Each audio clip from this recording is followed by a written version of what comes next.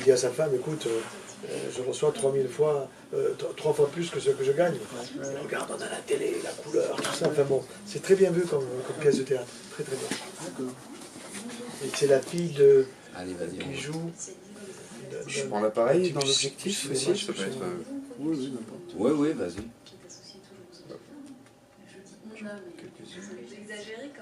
J'en ai 3. Ok. Tu nous passeras ça par mail? Ouais. On y va quand vous voulez. Pour moi, ça va bien, le micro. Je tourne avec lui. Baisser un peu.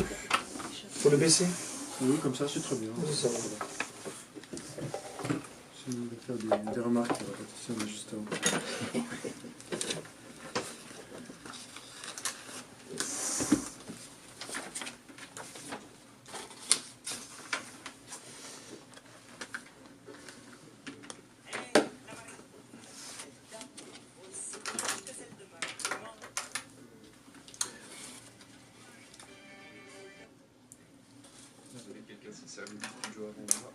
On l'a refait. Oui, oui.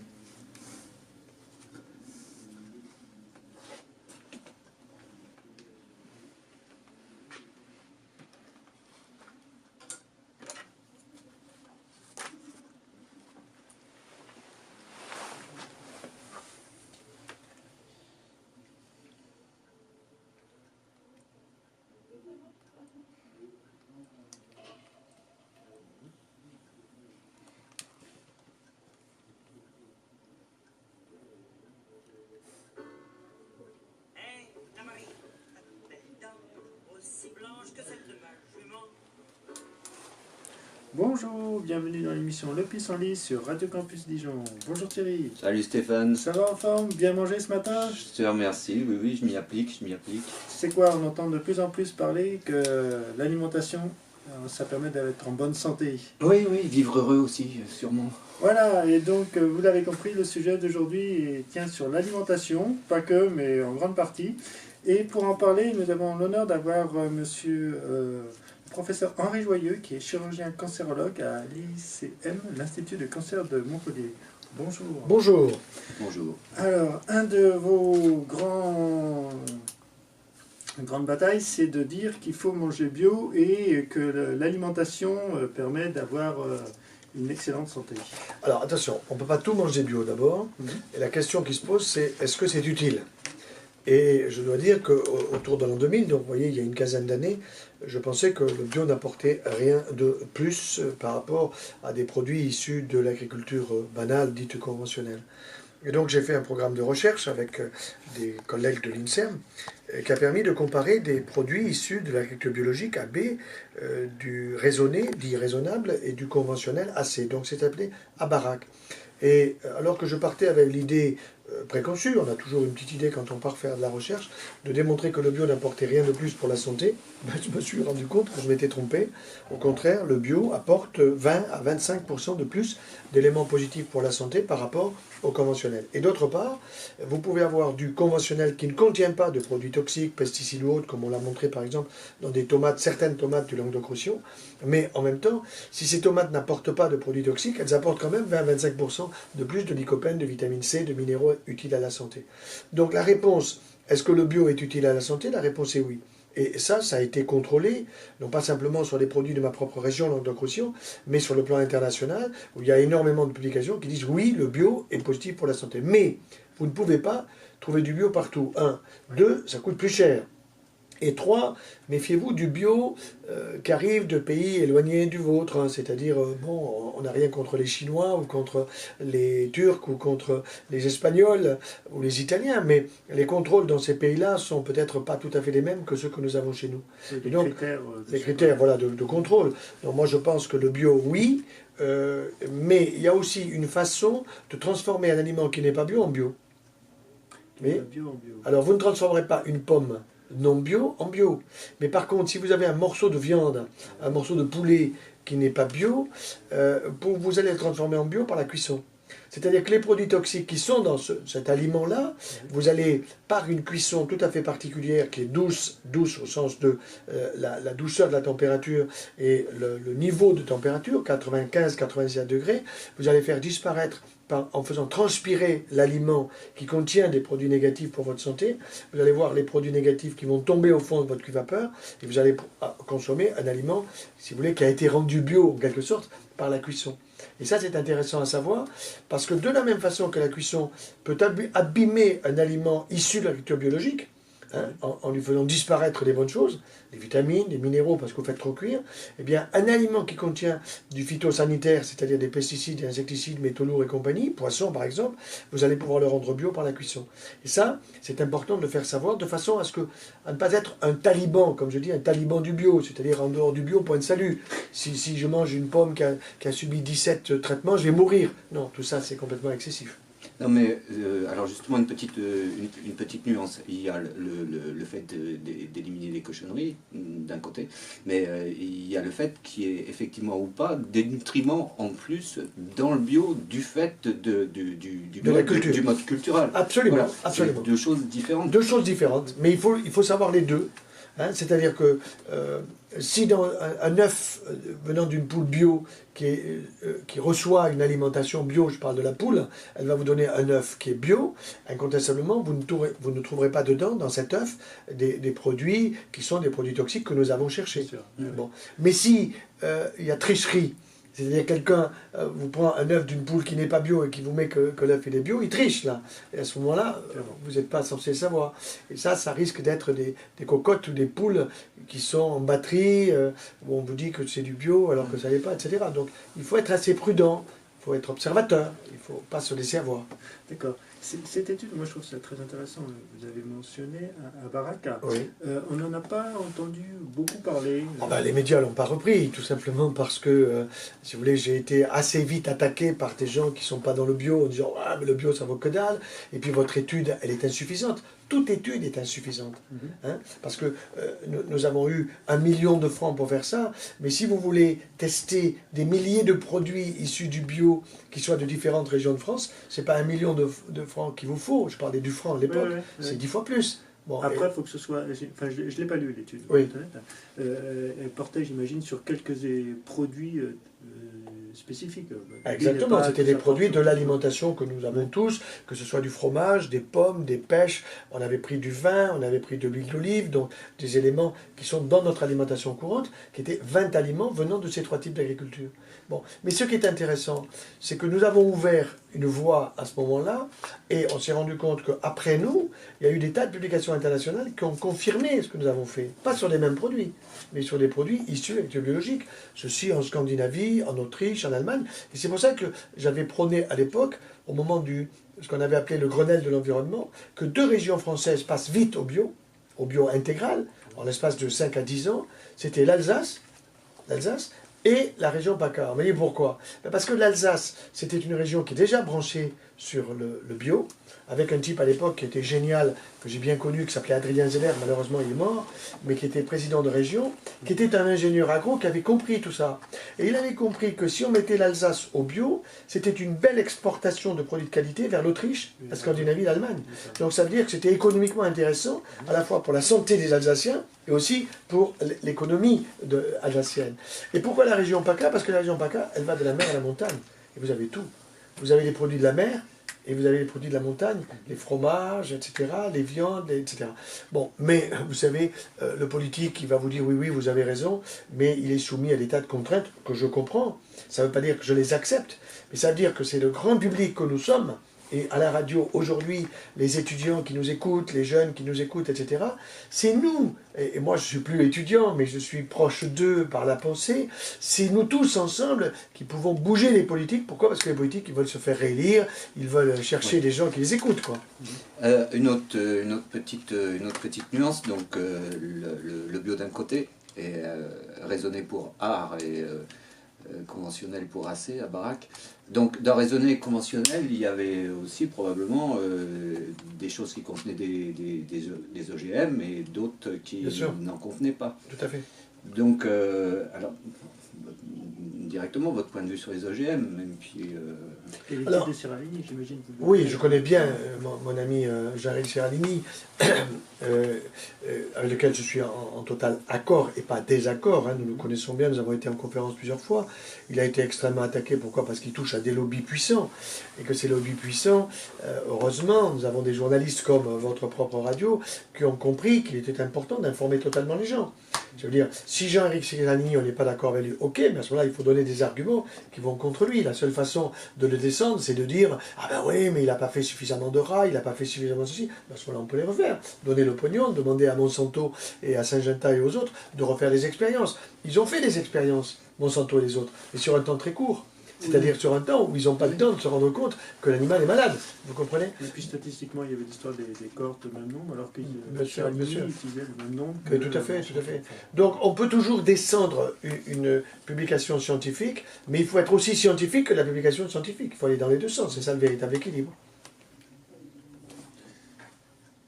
Ah oui, non, ça- non, non, ça ça, nous- ça me va sur ce point, ça me va. En baraque, c'est bon. D'accord. Autrement, j'ai regardé un peu, parce que vous n'arrêtez pas de faire des conférences et écrire des livres, c'est impressionnant votre activité. Il y a... En même temps, c'est son boulot. Oui, voilà, mais non, mais après, pour un cancérologue, c'est l'idée de vulgariser une certaine démarche ou une idée de vue par rapport à la bienséance ou la bienveillance de l'État, c'est quand même... C'est-à-dire, regardez, observons la société, je veux dire, d'une manière lucide. On n'a jamais eu autant de cancers. Oui. Jamais autant. Bon, c'est pas plus facile de les guérir aujourd'hui. Hein. Une petite question que Oui. j'ai Allez-y. des collègues, quand je leur dis qu'il y a davantage de cancers suite aux pesticides, pollution, etc., ils me disent c'est parce qu'on les détecte mieux. Non, alors ça c'est du cinéma, c'est-à-dire c'est ce que disent beaucoup de cancérologues en disant nous sommes bien meilleurs, on fait de meilleures échographies, mais l'échographie elle existait déjà à 30 ans. Bon, la mammographie elle existait déjà il y a 30 ans. Comment se fait-il qu'aujourd'hui je trouve des cancers du sein à l'âge de 30 ans? Chez les femmes qui à 30 ans sont atteintes et à 40 ans malheureusement souvent sont en récidive et ne sont pas en bon état de santé, alors qu'avant je ne détectais pas le cancer à 30 ans, je le détectais plutôt à 50, 60. Comment se fait-il que le cancer de la prostate je le détecte à 52 ans? D'accord? Et qu'à 60 ans, le type, il est peut-être entre quatre planches. Vous voyez? Alors qu'avant, le cancer de la prostate, c'était un cancer de la personne âgée, c'est-à-dire un cancer du vieillissement naturel. Si vous prenez 100 hommes qui meurent à 100 ans et un jour, vous allez avoir 98 qui ont un cancer prostatique, qui ne sont pas morts du cancer de la prostate. C'est une forme de vieillissement. Mais aujourd'hui, on trouve des cancers de la prostate. Le plus jeune que j'ai vu, il avait 39 ans. Mais à 39 ans, j'ai pu l'expliquer. Pourquoi? Parce que le gars, il était dans le bodybuilding.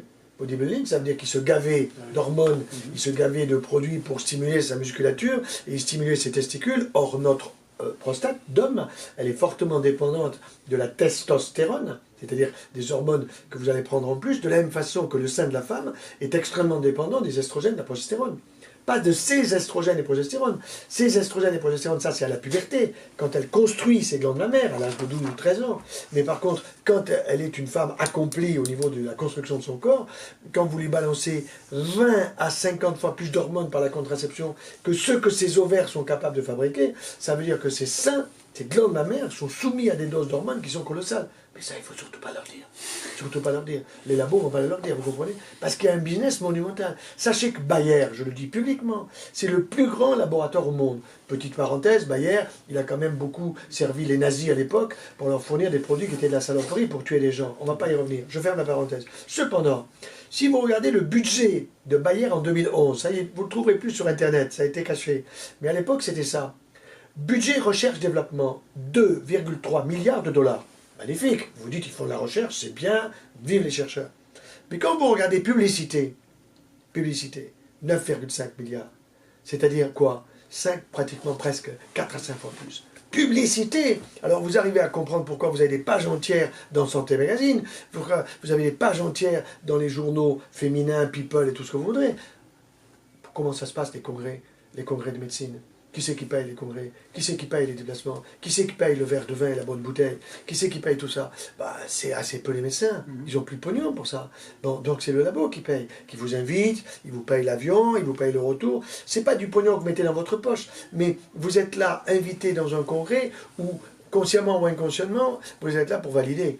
les choses. Et ça, moi, je ne supporte pas. Je peux vous donner des noms de collègues publiquement, puisqu'ils le disent publiquement. Hein. J'ai un collègue à Strasbourg qui, lui, raconte des conneries dans les écoles en poussant les jeunes filles à 14 ou 15 ans à bouffer la pilule sans leur dire que c'est dangereux. Ouais, là, du coup, on sort du champ purement alimentaire. Non, parce que la pilule est un bonbon. C'est l'alimentation, un bonbon. Enfin, personnellement, vous voyez. Oui. D'accord. Non, mais on peut quand même, d'abord, c'est quand même une extrême bonne chose qu'on les détecte mieux et plutôt. Oui, ce qui est on n'est pas contre, on n'est pas contre. C'est tant mieux, voilà. Et par ailleurs, il y a d'autres facteurs qui rentrent en jeu, tous les facteurs environnementaux, pas seulement l'alimentation. Et le stress. Absolument. Et le stress. D'ailleurs, j'aurais des choses à vous demander tout à l'heure là-dessus. Parce que l'alimentation n'y suffit pas. Je ne suis pas tout à fait. C'est un des facteurs. Un des facteurs. Mais il y en a, je pense, je peux vous en citer au moins 9 autres. Ah ben allons-y, tiens. D'accord. Bon, alors, nous mettons l'alimentation, d'accord. Ah ouais. Alors, dans le sens alimentation, c'est une alimentation qui abîme votre immunité. Nous mettons l'environnement, nous sommes à 2. Nous mettons la consommation de médicaments de manière excessive. Et on sait par exemple que tous les anxiolytiques, somnifères, etc., donc je mets en général les médicaments, je suis déjà à 3. Ensuite, là-dedans, je peux ajouter l'utilisation de contraceptifs d'une manière excessive ou bien au moment de la ménopause, quand les femmes utilisent un traitement hormonal supplétif. Ensuite, vous pouvez ajouter à ces choses-là en dehors des médicaments, l'anxiété, le stress. Le stress, vous allez le relier à la bouffe, parce que plus vous êtes stressé, plus vous mettez à bouffer, plus vous êtes stressé, plus vous mettez les médicaments, plus vous êtes stressé, vous voyez, oui, bon, tout ça se relie. Bon, donc je vous en ai donné 5, mais ces 5, vous pouvez déjà les doubler, parce que l'un relie l'autre. Et on peut même le relier à travers un autre vecteur, parce que je pense que c'était peut-être dans votre volet alimentation, mais oui. C'est l'eau, parce que de toute façon, les produits que vous désignez sur la fin, c'est les mêmes qu'on retrouve dilués dans la flotte, mais tout à fait. Et qui ne sont pas retraités dans les stations. Ça serait une complexité folle au demeurant. Et j'ai pas ajouté la marijuana. Hein, le hashish, où on ne vous dit pas une chose, c'est que la concentration de tétrahydrocannabinol, elle est 20 à 30 fois plus forte que celle qu'elle était il y a 30 ans, quand les types passaient en disant, comme Noah, en disant, moi je fume du hashish et je vais très bien, vous comprenez? Bon, ben, aujourd'hui, ça vous escalade votre immunité. Et nous voyons aujourd'hui des cancers chez les jeunes étudiants, que nous voyons arriver avec des cancers qu'on appelle des lymphomes, c'est du système immunitaire, qui sont des maladies graves, qui impliquent des chimiothérapies, des radiothérapies, etc. Et parfois que nous n'arrivons pas à guérir avec des traitements. Ils sont extrêmement lourds, parce qu'on donne des doses massives, puisqu'ils sont en forme, ces jeunes. Et 1 an et demi, 2 ans après, ils sont plus de ce monde. Vous comprenez? Et ça, évidemment, on ne va pas le dire. Maintenant, on vous fait des salles de shoot. Hein, on va pas à l'université de Bourgogne, je ne pense pas qu'il y ait une salle de shoot, mais je suis totalement opposé à cela. Pourquoi? Parce que c'est inconsciemment, je veux dire, dire aux gens, vous allez vous shooter proprement, quoi. Ce qui n'a pas de sens. Je fais juste une petite parenthèse. Est-ce que c'est plus dangereux que la cigarette? Non, c'est pas plus dangereux, c'est aussi dangereux. Et en plus, vous faites la sommation, c'est-à-dire vous faites l'addition. Quand vous voyez un jeune aujourd'hui qui arrive avec un cancer des voies respiratoires, un lymphome, etc., la première chose que vous lui posez comme question, c'est qu'est-ce que vous fumez? Il vous répond non. Non, mais attendez, vous ne m'avez pas compris. Est-ce que vous fumez du hash? Ah, il vous dit, bah oui, pas maintenant, mais j'en ai fumé. Combien vous en fumez? Oh, 3 ou 4 par quoi? Par semaine. Ils ont l'impression que c'est très peu. Parce que 3 ou 4 par semaine, c'est que dalle par rapport à un paquet de cigarettes par jour. Un paquet de cigarettes, c'est 20. Une fille qui vous fume 10 cigarettes par jour, c'est comme si moi, homme, j'en fume 20. Vous voyez? Parce que la capacité respiratoire féminine, c'est comme ça. Elle n'est pas la même. Bon, mais ça, on ne va pas le leur dire. D'ailleurs, au demeurant, je vous interromps, je m'en excuse, mais les cancers ont augmenté, mais de façon plus significative chez les femmes que chez les hommes. Elles sont en train de nous battre. Ah oui. Elles sont en train de nous battre au niveau des cancers respiratoires. Et je peux vous dire une chose, que quand vous voyez une femme avec un cancer des voies respiratoires, vous avez déjà souvent des ganglions qui sont atteints. Ça veut dire quoi? Je vais vous le dire en tête à tête. Hein. La partie est foutue. La partie est foutue, ça veut dire quoi? Chimiothérapie massive. Chez des femmes de 35-40 ans qui ont commencé à fumer à 15 ans. Et ces chimiothérapies massives, c'est les cheveux qui tombent, c'est la crève, la fatigue, c'est les risques d'infection, etc. Et au bout du compte, nous ne guérissons pas. Il faut dire les choses comme elles sont. Donc, il ne s'agit pas de faire peur, il s'agit de dire la vérité. Et la vérité n'est pas là pour me faire peur, elle est là pour m'aider à avoir des comportements de santé et pas des comportements délétères pour ma santé. Bon, ben, les petites louloutes sur le campus, hein, si vous avez entendu et si vous êtes fumeuse, bah oui, bah arrêtez. Notez ça bien, quoi. Hein, c'est pour vous. cadeau spécial cancer. On va revenir donc après une petite pause sur l'alimentation et puis des différentes techniques. Et puis, il y a plein de choses à raconter encore. Et on va écouter un titre de Radio Elvis et ça s'appelle Les Moissons. C'est bien, non?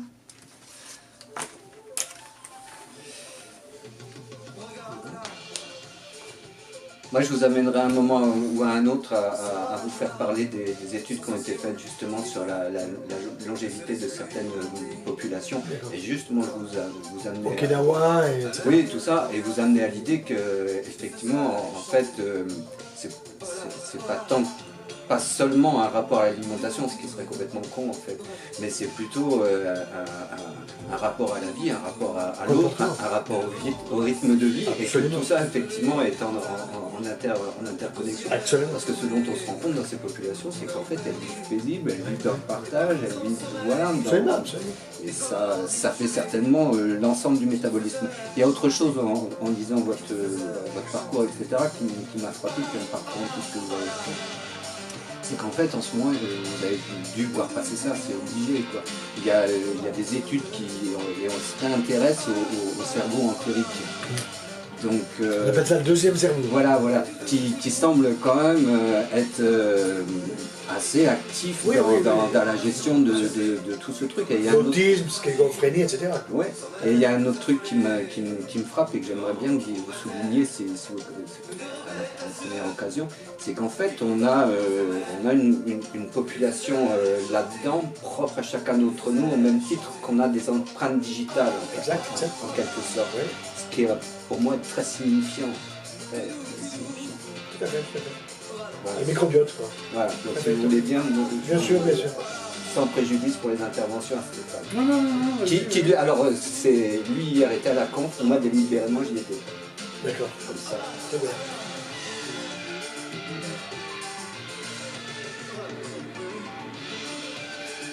Donc on revient sur le contenu.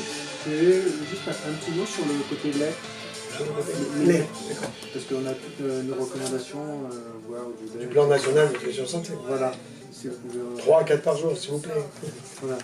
Sinon, vous allez finir en poussière. Et moi, je sais que, à peu près à l'âge de 30-35 ans, je buvais un gros bol de lait par jour. Jusqu'à ce qu'un ami, me dise, mais non, faut pas. Voilà. Et voilà, c'est un peu ça. Et puis, c'est un ami qui m'interpelle sur pas mal de choses. Alors, je prends toujours au début pourquoi il me dit ça, et puis après, je regarde, je me renseigne. Et puis je me rends compte que les gens comme vous qui disent non, faut pas boire autant. Donc, alors qu'on a les recommandations. On va probablement pas venir dans l'émission sur les vaccins, j'ai vu tout ce que vous avez. Non, mais moi c'était pareil. Chaque fois on vous emmerde avec ça. Voilà. Je suis passé hier sur l'affaire 3. Oui, j'ai vu. Et voilà. Ben nous la route. Voilà, de retour dans l'émission La Piste en ligne sur Radio Campus, donc avec Thierry, et toujours avec monsieur le professeur Henri Joyeux, donc chirurgien cancérologue, qui nous parle d'alimentation et tout plein de choses pour être en bonne santé tout simplement. Alors, un petit mot là, alors qu'il est, normalement vous prenez votre petit déjeuner, un café, un thé ou du lait. Alors, on a le plan national qui nous dit de boire je ne sais plus combien, presque 1 millilitre de lait par jour. Bon, j'exagère un peu, mais de boire tout plein de lait. Et c'est pas ce que vous préconisez. Non, pas tout à fait. Alors, vous savez, il faut être très clair là-dessus. Il faut bien distinguer le lait de la maman, le lait de la maman pour son petit. Ensuite, vous avez celui de la vache, celui de la chèvre, celui de la brebis, celui de la jument, celui de la chamelle, etc. Bon, alors le lait de la maman pour le bébé, c'est l'idéal. C'est le meilleur de tous les vaccins pour protéger son enfant. Ça, c'est la première chose. Et en même temps, qui protège des risques, pas seulement, mais de risque de cancer du sein au niveau de la glande mammaire, puisque une glande mammaire féminine n'est adulte que quand du lait est passé dedans. Ça veut dire qu'une bonne sœur de 83 ans, qui n'a jamais eu d'enfant, qui n'a jamais eu de lait dans sa glande mammaire, elle a une glande mammaire qui n'est pas encore adulte au niveau de son tissu, si vous voulez. Ça, c'est intéressant. Alors, ensuite, concernant les produits laitiers, le plan national de nutrition santé, soyons clairs, il est présenté par l'État, mais l'État, vous le savez, il n'a pas un radis pour payer quoi que ce soit, donc qui c'est qui paye ce plan national de nutrition santé et la publicité, soyons clairs, ce sont tout simplement les lobbies. Bon, on n'a pas besoin de les citer, mais leur objectif, il y a 24 milliards de litres de lait de vache tous les ans qui sont obtenus en France, qui passent pour 98% à ultra haute température, ça veut dire 130-140 degrés pendant quelques secondes, il faut les faire consommer. Bon, il faut les faire consommer, comme je dis souvent, par les trous de nez, en suppositoire, par les oreilles, de toutes les façons. Donc vous avez des tas de publicités à la télé, à la radio, qui sont des publicités qui coûtent la peau des fesses. Vous avez plus de 1 milliard de publicités pour faire passer ces produits à consommer. Bon. Donc on cherche à faire que la personne est un consommateur. Exemple, hier je vois une dame, après la conférence, qui me dit « Moi, docteur, j'ai eu 3 cancers. » Bon, déjà, elle vous dit 3 cancers, c'est-à-dire, vous n'êtes pas en train de rigoler quand on vous dit ça. Et elle vous dit « Mais moi, j'ai compris ce que vous avez dit, mais docteur, je prends, elle est pressée de larmes aux yeux, je prends 4 yaourts par jour. » Je dis « Madame, il faut arrêter tout ça. » Alors, la réponse, c'est pourquoi? Parce qu'il y a trop de sucre dedans. Or, la cellule cancéreuse, si elle en a, elle aime le sucre. Elle va se développer. Deuxièmement, il y a trop de calcium dedans. Trop de calcium. Le lait de la vache contient 4 fois plus de calcium que le lait de la maman pour son bébé. Pourquoi? Parce que le veau, il prend 365 kg en une année. Il faut qu'il soit en une année et qu'il marche, et il a un corps monumental. Le bébé, il prend 5 kg. Mais on nous dit sans arrêt, mais c'est bon le calcium pour la santé, etc. Mais oui, on vous dit ça parce qu'on va vous dire, sinon vous allez finir en poussière. Ça, c'est de la com. En réalité, sachez une chose, c'est que le meilleur de tous les calciums, il existe. Alors, lequel c'est? Docteur, lequel c'est? C'est le calcium végétal. Le persil, les amandes, les noix, les noisettes, les olives. Le calcium végétal. Puis, le calcium minéral qui est dans la mer. Alors, il ne s'agit pas de boire la mer, mais les poissons et les fruits de mer. Vous avez ça dans les huîtres, vous avez ça dans les moules, dans les bonnes saisons, etc. Bon. Et ce calcium végétal est absorbé, si vous mastiquez bien le végétal, la pomme, la poire, le raisin, etc., il est absorbé jusqu'à 75% dans votre tube digestif. Alors que le calcium d'origine animale, je ne parle pas de la maman, je parle du calcium d'origine animale de la vache, de la chèvre, etc., il est absorbé jusqu'à 25%. Et les lobbies, ils disent 40%, petit mensonge, mais gros mensonge quand même. De 25, il passe à 40%. Enfin, ce qui veut vous dire, quand il dit 40%, ça veut dire que 60% n'est pas absorbé. Mais si ça passe la barrière intestinale, parce que votre intestin est poreux, ben vous allez le retrouver sur votre cartilage articulaire. Vous allez avoir de l'arthrose, gonarthrose, coxarthrose. Ça va passer dans votre citron, dans votre cerveau. Ça va être un interrupteur de la fibre nerveuse. Ce sont des démonstrations tout à fait récentes sur les excès de calcium. Donc, le calcium en excès, bien oui, il est dangereux. Il y en a un qui n'est pas dangereux, c'est le calcium d'origine végétale. Il n'est pas dangereux. Vous pouvez manger des amandes, des noisettes, des noix, des salades, des fruits. Régalez-vous. Faites que votre alimentation est 80% de végétal par rapport à 20% d'animal, de produits animaux. Alors qu'aujourd'hui, c'est l'inverse. Nous vivons 80% de produits animaux et 20% de produits végétaux. Or, vous ne pouvez pas passer de 80% de produits animaux à 80% de produits végétaux en 5 minutes. Il faut parfois être coaché. Surtout si on est diabétique, si on est obèse, si on a une thyroïdite, si on a une inflammation de telle ou telle partie du corps, si on n'est pas bien, si on a un problème digestif, hein, avec notre deuxième cerveau. Ça aussi, c'est un sujet intéressant, passionnant. Et c'est surtout que c'est un revirement sociétal et que c'est même c'est un comportement atavique de manger de la viande. C'est comme ça que l'humanité s'est mise en place. Oui. Donc c'est inscrit très très profondément ce genre de comportement. C'est profond. Et d'ailleurs on remarque que quand un pays commence à monter en développement, c'est corrélé à sa consommation de viande. Exactement. Donc c'est inscrit très profondément, oui. Très profondément. Mais ça veut dire que cet atavisme dont vous parlez à juste raison, il ne faut pas croire que c'est comme un tatouage qu'on ne pourrait pas faire disparaître. Non plus. Vous comprenez? Mais ça veut dire qu'il faut d'abord stimuler l'intelligence. Stimuler l'intelligence, pour moi, c'est informer et faire passer une information que l'autre comprend, mais qui soit juste au plan scientifique. Il ne s'agit pas de tromper la personne. Si on vous dit absorption 40%, du calcium d'origine animale, qu'on vous trompe de 15%, à la limite, je dirais, c'est pas grave. Mais comprenez que vous en avez 60% qui fout le camp dans les déchets. Bon. Mais comprenez aussi que votre calcium d'origine végétale, si vous mastiquez bien vos amandes, vos noix, vos noisettes, et même votre lait végétal, les châtaignes, les d'amandes, les noisettes, vous allez avoir du bon calcium. Alors les pédiatres hurlent de douleur. Pourquoi? Parce qu'ils sont énormément poussés par les produits laitiers, où vous avez le lait à 0% de gras, vous avez du lait sans lactose, vous avez du lait contre le reflux, vous avez du lait contre le mal au ventre du bébé, etc. Il y a des lobbies monumentaux là-dessous, monumentaux. On manipule les gens. Ouais, ben est-ce qu'on peut boire un peu de lait alors? Oui, alors vous pouvez boire un peu de lait, mais attention. Boire ou réfléchissons manger, ensemble. Nous sommes les seuls mammifères adultes à boire du lait. Boire. Seul mammifère adulte. Si vous voyez une vache qui boit du lait, faites la photo. Hein. Faites la photo parce qu'elle a un problème dans sa tête. Bien que, on m'a envoyé une photo, ça c'est intéressant. Je crois que on voit un veau qui va essayer de téter sa mère, ce qui est assez logique. Mais pour qu'il ne tète pas sa mère, ils ont mis une espèce de couronne piquante autour de la mamelle de la maman, si vous voulez, de la vache, de telle façon que l'autre, quand il arrive avec son groin pour essayer de téter, il s'en prend plein la gueule et il fout le camp en courant parce qu'il se fait mal. Vous voyez, c'est quand même scandaleux, quoi. Donc, ce qui est sûr, c'est que le produit laitier, vous avez dit boire. Alors moi je vous dirais plutôt croquer, mastiquer. Nous avons le palais des saveurs avec 32 ratounes, on a oublié qu'on a quand même des dents, et qui servent à mastiquer. Alors, fromage de chèvre, fromage de brebis, le roquefort, ça a quand même du goût. Le fromage de chèvre, le vrai, un petit crottin de chèvre, vous en prenez un quart, vous le mastiquez bien longtemps, vous prenez un petit verre de Bourgogne derrière, je veux dire, vous êtes rassasié par le goût, vous vous régalez, vous fermez les yeux tellement c'est bon. Et voilà, de retour dans l'émission Le Pissenlit sur Radio Campus. On parle d'environnement. Aujourd'hui, on parle un peu de nourriture, comment bien manger. Et vous l'avez compris, en prenant votre petit déjeuner, on espère qu'on n'a pas révolutionné votre petit déjeuner. On continue donc, Thierry. Si, j'espère qu'on a Si. Bon, au fur et à mesure, enfin, finissez quand même, on va pas gaspiller ce que vous Oui, finissez vos céréales. Voilà. On va revenir sur un point que vous avez mentionné juste avant la pause, sur le fait qu'il y a parfois des médecins qui n'écoutent pas forcément, enfin qui prennent pas ce que j'ai dit tout à l'heure, la citation d'Hippocrate, que ton alimentation soit ta médecine. Mais par contre, moi ce que j'ai vu à la conférence que j'ai fait à Chamonix, j'étais bluffé par le nombre de personnes qui avaient, à peu près 1000 personnes, la salle était archi-comble, enfin, les gens étaient debout aussi partout, enfin, c'était pas l'écolo moyen du coin qui venait écouter sur le bio, etc., bien manger, c'est vraiment, j'avais l'impression qu'il y avait une panel de la population absolument incroyable, des jeunes, des moins jeunes, il y avait vraiment de tout. Et comment vous expliquez ça?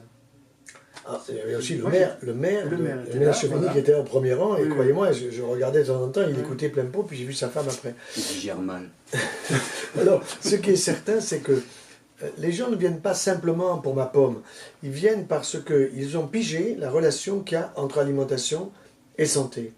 Et ils se disent, ils m'ont plus ou moins vu sur YouTube, où ils disent, il y a une relation, il y a une conférence là-dessus, je veux aller voir, je veux aller écouter. Qu'est-ce qui va se dire? Parce qu'on a tous dans nos familles, moi j'ai 6 cas de cancer prostatique dans ma famille, j'ai une tumeur cérébrale qui a vécu 15 mois, j'ai un problème de cancer du sein, je parle des maladies présentes, à l'heure présente, je ne connais pas l'avenir, mais si j'analyse bien les 6 cas dans ma famille de cancer prostatique, je sais pourquoi.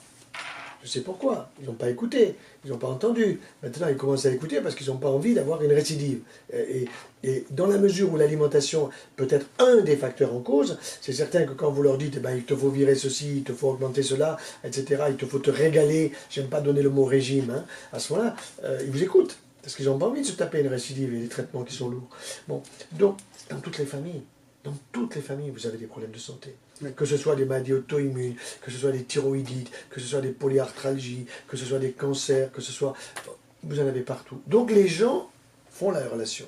Oui. Et à partir de ce moment-là, c'est ceux qui viennent en masse, et vous l'avez très bien dit, c'était très frappant hier à Chevigny, il y avait toutes les générations présentes, incontestablement. Hein, et les gens, ils ont préféré s'asseoir par terre, pour écouter, ou se mettre sur le côté, ou rester debout pendant 2 heures, et écouter. Et, bon, ils ont posé des questions qui étaient extrêmement pertinentes. Et le temps des questions, pour moi, est un temps essentiel, parce que ça me permet de me rendre compte où en est le grand public. Et croyez-moi, le grand public, sa conscience scientifique augmente. Il pose des questions très pertinentes. Oui, justement, une anecdote, c'est qu'il y a quelques années, je discutais avec le responsable du Biocoop du coin, et il me demandait quel type de population venait. Il m'a dit, bon, il y a des jeunes, il y a des familles et tout ça, qui effectivement viennent quand il y a un enfant, donc il y a une responsabilité. Et il y avait un deuxième, notamment, type de personnes qui venaient, c'est des gens qui étaient malades. Et qui venaient au bio parce qu'ils ont été malades. Ils se sont posé des questions à ce moment-là, et bon, ils ont différents bouquins, etc., peut-être probablement le vôtre, et qui venaient aussi là. Et enfin, moi, j'ai l'impression qu'il y a quand même les gens commencent, enfin, un certain nombre de personnes commencent à prendre conscience de l'alimentation, l'intérêt de l'alimentation, de manger bio, vous avez raison. Au début. Mais alors, ceux qui n'ont pas suffisamment conscience, c'est les toubibs. Pourquoi? Parce que, ils ont une consultation à 23 €. Alors, imaginez, quand vous avez une consultation à 23 €, si vous voulez nourrir la famille et que vous avez une femme et 2 gosses, et que votre femme elle est infirmière, elle va gagner plus de pognon que vous avec 23 €. Donc, vous avez intérêt à multiplier les consultations. Vous allez voir un papé et une mamée, vous prenez l'attention au papé et l'attention à la mamée, ça vous fait 2 consultations à 23. Bon, c'est aberrant, ça n'a strictement aucun sens, c'est pas ça la vraie médecine. Moi je dirais que l'objectif c'est pas de dire c'est 23 € et pas plus. L'objectif c'est de dire il y a des consultations où ça demande 10 € parce qu'il faut donner un certificat pour aller à la piscine ou au sport. Et puis il y en a d'autres où il faut passer une demi-heure, 3/4 d'heure avec le patient pour essayer de... C'est ce qui se passe avec les naturopathes. avec des ostéopathes, avec des chiropracteurs. Je vais vous dire, moi, à un moment, j'avais, en tant que chirurgien, des douleurs assez importantes au niveau du cou, une cervico-brachyalgie, et ma femme me dit, va voir mon chiropracteur. Ben, je lui dis, t'es un chiropracteur, toi? Je ne savais même pas. Bon, alors finalement, je vais voir le gars et je lui dis, attention, hein, je suis prof à la fac, j'ai beaucoup de patients, si vous m'esquintez, j'avais un peu la trouille, j'avais mal, mais je ne voulais pas qu'il me fasse plus mal. Le gars, pam, pam, pam, il m'a pris, 4 manipulations, plus mal. Je ne suis pas psychique, hein. Bon, et je vais le voir de temps en temps quand j'ai quelques douleurs du dos ou entre les deux omoplates. Efficacité, alors que mon collègue rhumato, il voulait me faire des infiltrations. Ouais. Je lui ai fait un bras d'honneur et me donner des vous aviez plus mal alors. Exact. Mais vous voyez, ça veut dire quoi? Vous avez aujourd'hui une population extrêmement intéressante de gens passionnés par la santé, je dis bien passionnés par la santé, pas passionnés par la maladie, passionnés par la santé, naturo, ostéo. Je viens de préfacer un bouquin, ça m'a beaucoup amusé. Acceptez-vous de préfacer la naturopathie pour les nuls? Alors, je dis, écoutez, moi, envoyez-moi le livre d'abord, que je regarde ce qu'il y a dedans. Je regarde le bouquin, mais c'est pas pour les nuls. C'est excellent bouquin sur la naturopathie. Et j'ai fait la préface, bien entendu. Mais, vous voyez, et c'est une édition qui marche bien, parce que maintenant, il y a un petit peu tout pour les nuls. Oui. Et je trouvais que c'était absolument génial. Bon, le bouquin n'est pas sorti, il va sortir prochainement. Mais c'est vous dire que aujourd'hui la médecine ne dit pas, il ne faut pas dire que la médecine est en échec, parce que nous avons beaucoup progressé quand même au plan technique, on fait de la chirurgie maintenant, robotique, etc. Il y a de très bonnes choses. Mais si je prends l'exemple du cancer prostatique, imaginons que demain, moi j'ai un cancer prostatique, je ne me fais pas opérer. On opère 22 000 nouveaux cas de cancer prostatique par an en France. Et je sais que les urologues qui m'écoutent, ils ne sont pas contents. Parce que qu'est-ce qu'ils disent aux malades? Monsieur, vous avez un cancer prostatique, vous avez le choix. Ah bon, j'ai le choix entre quoi et quoi? Ah ben voilà, soit vous vous faites opérer, je vous opère au robot, soit on vous fait des rayons. Mais sachez, monsieur, que si on vous fait des rayons, on ne pourra plus jamais vous opérer. Qu'est-ce que vous induisez là? Vous induisez qu'il faut opérer le mec. Oui. Parce que le type vous dit, si je me fais faire des rayons et qu'après il faut m'opérer, on ne pourra plus m'opérer, je préfère qu'on m'enlève ma prostate. C'est une tromperie. C'est une tromperie. On opère 22 000 cas de cancer de la prostate par an en France pour des prunes. Pour des prunes, c'est-à-dire pour de l'oseille. C'est-à-dire qu'il ne faut pas opérer. On peut parfaitement guérir aujourd'hui un cancer prostatique par des traitements parfaitement ciblés que j'appelle le soleil sur la prostate. Ce n'est pas simplement le soleil et la lune, c'est simplement la radiothérapie parfaitement ciblée en 3 dimensions. Vous n'imaginez pas les techniques qu'on a aujourd'hui pour envoyer les rayons précisément sur la zone de la prostate et pas sur la vessie et pas sur le rectum. Bon, des choses comme ça, comme je le dis, ça défruit certains, mais je m'en fous. Moi, je suis là pour la santé, je ne suis pas là pour la maladie. Bon, bah ça, de toute façon, on ne va pas vous contrer là-dessus, hein, c'est votre terrain. Mais par contre, concernant la relation médecin, oui, c'est quand même assez dommage qu'elle soit réduite à si peu aujourd'hui, puisque ce qui est démontré, c'est quand même l'effet placebo et l'effet nocebo, et ça, c'est véritablement démontré. Et donc, ça suppose que dès lors qu'on a une relation de confiance avec son ou sa toubib, en fait, on est déjà dans un processus de guérison. Oui. Donc ça, c'est très dommage que ça ne soit pas pris en compte, parce que c'est vraiment de la médecine, pour le coup, qui ne coûte pas cher, puisque c'est le patient qui se met en état de se remettre en état. Oui, tout à fait. Je crois que ce qui manque, si vous voulez, aux jeunes médecins aujourd'hui, j'ai vu une statistique récemment assez inquiétante quand même, hein, en disant que les internes des hôpitaux, vous savez que tout le monde est interne maintenant. Avant, c'était 10% des jeunes médecins qui faisaient leur suivi médical qui étaient internes des hôpitaux, et là, vous aviez ce que j'appelais des chevaux de course. Hein, hommes ou femmes, hein, bon, peu importe le sexe. Le problème, c'est qu'aujourd'hui, on a tellement dévalorisé, si vous voulez, que vous avez des étudiants en médecine qui bossent énormément pour passer la première année, puis après, qu'ils s'en foutent. Ils s'en foutent. Et on a vu que le niveau, aujourd'hui, des internes des hôpitaux, il n'est pas bon. Il n'est pas bon. Ça ne veut pas dire que le niveau des 10% de la crème qui bossaient, qui étaient passionnés par leur métier et tout ça, n'existe pas toujours, ça existe toujours, mais le reste traîne. Vous avez des étudiants en médecine, le matin, ils arrivent à 9h30 alors qu'on leur demande d'être là à 7h30, hein, et à 11h30, ils partent en rasant les murs parce qu'ils vont au bistrot se taper une bière, ceci, cela, et ça, pour moi, c'est insupportable. On n'a pas à faire l'appel quand on est à la faculté de médecine et qu'on donne des cours où il faut faire l'appel pour savoir quels sont les présents, quels sont les absents, et vous avez un type qui va répondre pour un autre en trichant. C'est impensable. Moi, je me refuse à faire ce genre de choses avec des jeunes qui sont motivés pour être médecins. Ouais, ça, c'est cadeau pour nos étudiants en médecine. Ça y est, restez quand même. Je voudrais qu'on revienne sur le côté l'ARMAC. Donc, beaucoup de gens très divers qui viennent vous écouter.